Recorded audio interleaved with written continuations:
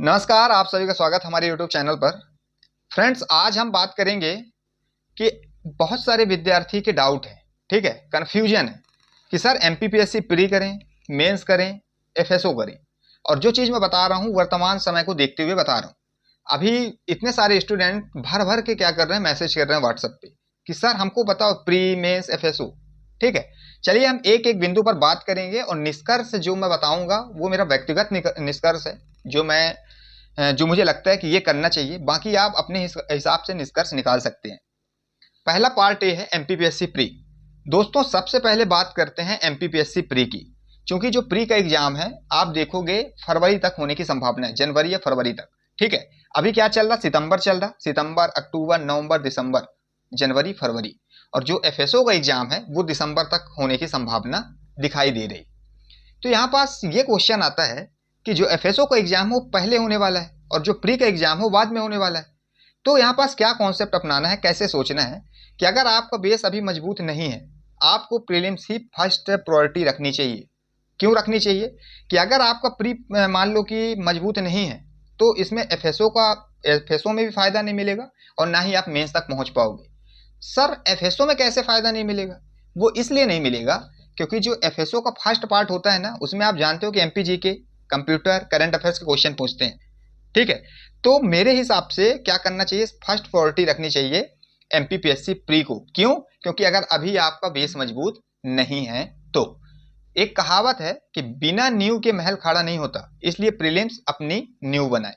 Prelims का थोड़ा थोड़ा पढ़ते जाएं, थोड़ा थोड़ा पढ़ते जाएं, जिससे आपको ये कॉन्फिडेंस आ जाए कि पार्ट ए वाला जो आएगा, ठीक है, जो 50 नंबर का आता है, एमपीजीके है, कंप्यूटर है, करंट अफेयर्स है, जो यहाँ से क्वेश्चन आ रहे हैं तो पार्ट ए में हम अच्छा परफॉर्मेंस कर ले जाएंगे।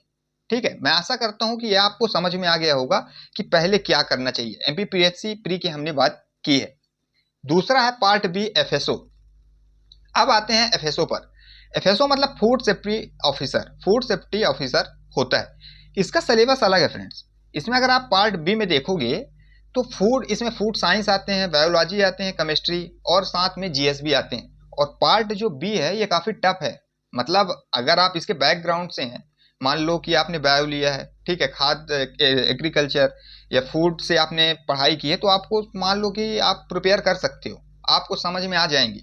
लेकिन अगर बैकग्राउंड स्ट्रांग नहीं है तो ज़्यादा फोकस एमपीपीएससी प्री में रखो, क्योंकि एफएसओ को सेकेंडरी में रखो। एफएसओ क्या है कि मान लो नया सिलेबस है, ना आपका बैकग्राउंड है, ना आप इसके बारे में समझ पा रहे हो, ना आपने कभी इसको पढ़ा है, ना आपने कभी इसको समझा है। ठीक है, तो फिर एफएसओ को क्या करो, सेकेंडरी में रख दो कि भाई ये सेकेंड चीजें हैं, पहली प्राथमिकता होनी चाहिए एमपीपीएससी प्री। क्योंकि अगर एमपीपीएससी प्री मजबूत है तो पार्ट ए भी एफएसओ का मजबूत है और पार्ट बी सबके लिए नया है। कुछ विद्यार्थी हैं जो अक्सर पहले से कुछ पढ़े रहे हों या फिर उनका बैकग्राउंड ऐसा रहा हो।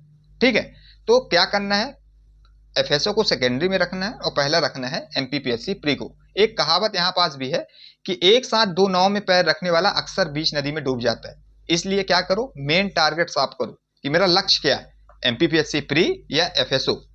अब जो विद्यार्थी मान लो कि वो ना एमपीपीएससी प्री का कभी पढ़ा ना वो एफएसओ का पढ़ा, तो मैं ये सजेस्ट करूंगा कि वो एफएसओ में कूद जाए, क्योंकि उसके लिए तो दोनों नहीं है।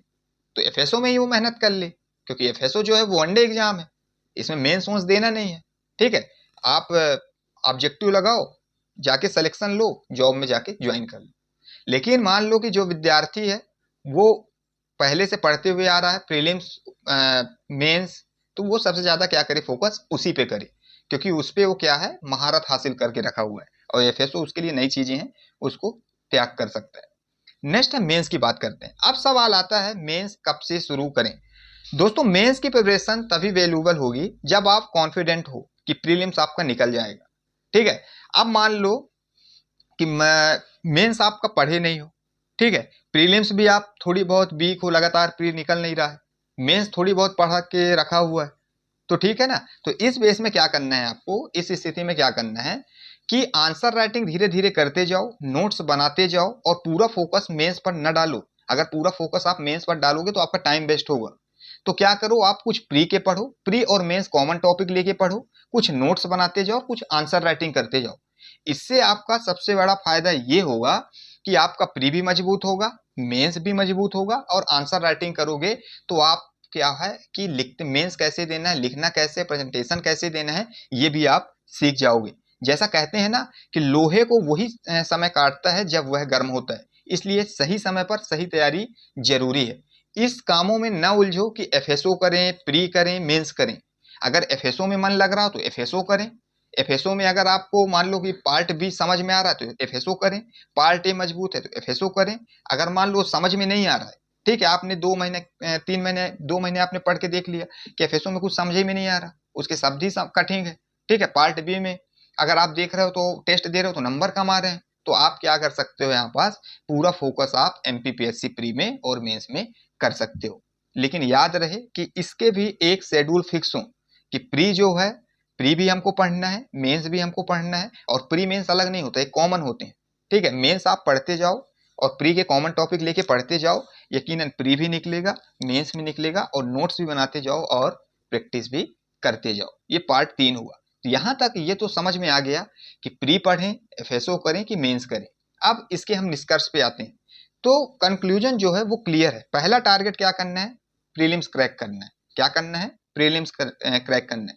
और जो मैं तर्क दिया हूं उसी हिसाब से मैं बता रहा हूं, ये मेरा व्यक्तिगत विचार है, ठीक है।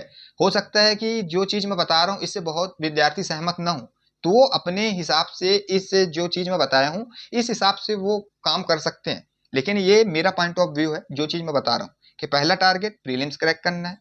दूसरा टारगेट, अगर बैकग्राउंड मैच है एफएसओ में तो एफएसओ को टारगेट करो, ठीक है। जैसे मान लो केमिस्ट्री आपको समझ में आ रहा है, खाद्य प्रसंस्करण आपको समझ में आ रहा है, ठीक है, भारतीय कृषि प्रणाली आपको समझ में आ रहा है, बुनियादी खाद्य विज्ञान का परिचय आपको समझ में आ रहा है जो सिलेबस में है। अगर आपको समझ में आ रहा है और आप अगर नए विद्यार्थी हो, आप अभी एंट्री किए हो, तो आप एफएसओ में लग जाओ।